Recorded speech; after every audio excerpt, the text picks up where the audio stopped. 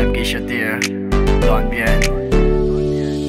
Di ko lang masabi, gusto nang damdamin. Di ko lang masabi, gusto nang damdamin. Di ko lang masabi, gusto nang damdamin.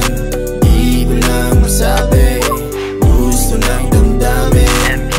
Sarap mong titigan sa mata, lalo na't namumula. Di ko lang talaga masabi sa iyo agad-agad, sapagkat iyang sabihin sa'yo lahat-lahat. Alam mo bang bitin sa akin yung magkasama tayo magdamay kung chillin, lalo na't pagkagising yung matay pula feeling kakaiba sa damo ay halatang basag na basag. Eto na talaga, kaso nahihiyang sabihin, lalo may kasama kang iba, kaya pabitin ang tinig. Di ka mapilit, ngunit nadidinig ng aking isip. Boses mo, ba yun? Gulong-gulo na ako sa liriko. Sana mapagbigyan mo sa pag-amin ko sa'yo bago matapos mga sinasabi ko.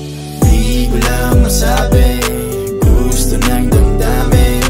Di ko lang masabi, gusto nang damdamin.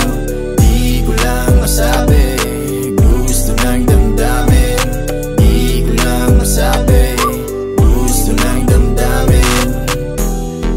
Di ko lang masabi Sabi, ang gusto ng damdamin. damdamin. Kapag nariyan ka na, bibigirap ng bumuka sa'yo, ako ay hindi na makaamin ng aking nararamdaman.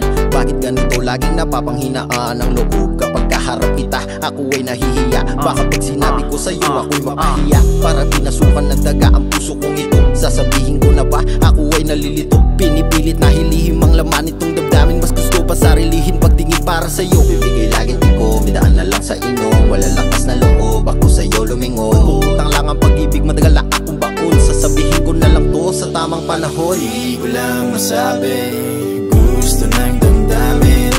Di ko lang masabi,